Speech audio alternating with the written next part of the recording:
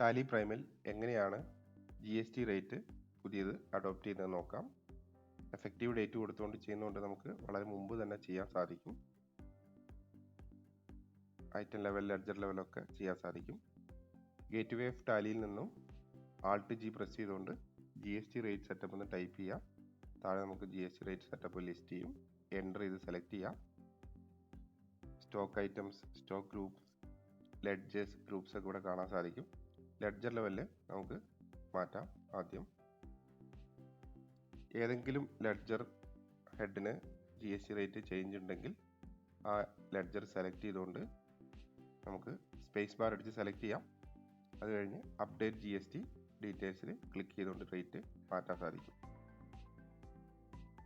HSN മാറ്റമില്ല, റേറ്റിന് മാത്രം മാറ്റം ഉണ്ടെങ്കിൽ എൻ്റർ ചെയ്ത് സേവ് ചെയ്യാം.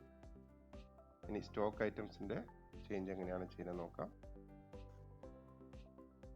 സ്റ്റോക്ക് ഐറ്റംസ് സെലക്ട് ചെയ്ത് ഈ ഒരു ലിസ്റ്റ് നമുക്ക് കാണാൻ സാധിക്കും.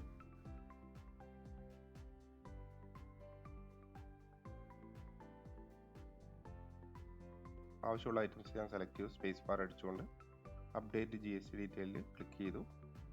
ഇവിടെ HSN ഡീറ്റെയിൽ നോ കൊടുത്തു. GST റേറ്റ് ഡീറ്റെയിൽ യെസ് ചെയ്തുകൊണ്ട് സ്പെസിഫൈ ഡീറ്റെയിൽസ് കൊടുത്തു. അതിന് താഴെയായിട്ട് പുതിയ ടാക്സ് റേറ്റ് നൽകാൻ സാധിക്കും. 5% നൽകി.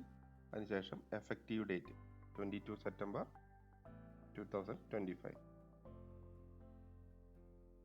അക്സെപ്റ്റ് ചെയ്തു. സേവായി. നമുക്കിവിടെ കാണാൻ സാധിക്കും മുകളിൽ GST അപ്ലിക്കബിൾ ഫ്രം പുതിയ ഡേറ്റ് കാണാൻ സാധിക്കും. കുറച്ചധികം ഡീറ്റെയിൽസ് കാണാൻ വേണ്ടി നമുക്ക് F12 ക്ലിക്ക് ചെയ്തുകൊണ്ട് ഇവിടെ നമുക്ക് ആവശ്യമുള്ള ഓപ്ഷൻസ് യെസ് കൊടുക്കാം.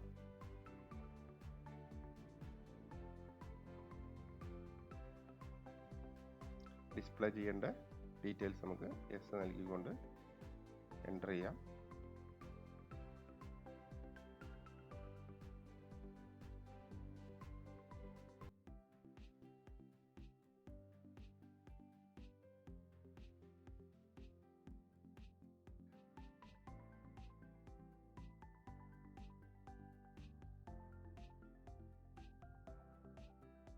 സോഴ്സ് HSN ഡീറ്റെയിൽ എസ് കൊടുത്തു.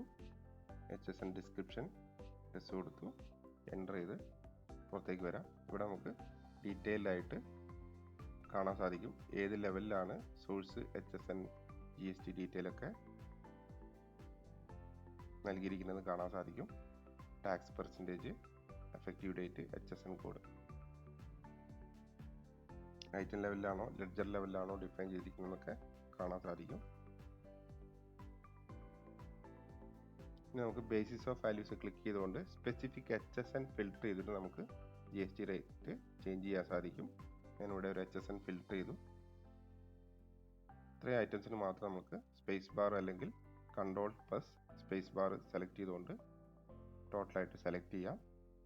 അതിനുശേഷം update GST rate details, specify details, പുതിയ ടാക്സ് റേറ്റ് നൽകാം.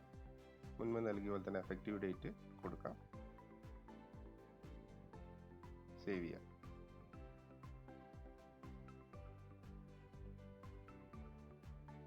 നമുക്കിവിടെ കാണാൻ സാധിക്കും സെലക്ട് ചെയ്ത ഐറ്റം മാത്രം HSN മാത്രം മാറ്റം വന്നു. ഒന്നുകൂടെ നമുക്ക് ഐറ്റം ഡീറ്റെയിൽസ് എടുക്കാം. കൺട്രോൾ സ്പേസ് ബാർ സെലക്ട് ചെയ്തുകൊണ്ട് ബൾക്കായിട്ട് നമുക്ക് മാറ്റാൻ സാധിക്കും. താഴെ മെനു സെലക്ട് ചെയ്യുന്ന മെനു കാണാൻ സാധിക്കും. അതുപോലെ ക്ലിക്ക് ചെയ്യാം, അല്ലെങ്കിൽ ഷോർട്ട് കട്ട് യൂസ് ചെയ്തുകൊണ്ട് ചെയ്യാം. Update GST details, HSN skip ചെയ്തു. ടാക്സ് റേറ്റ് മാത്രം നൽകി എഫക്റ്റീവ് ഡേറ്റും കൊടുത്ത് പുറത്തേക്ക് വരാം.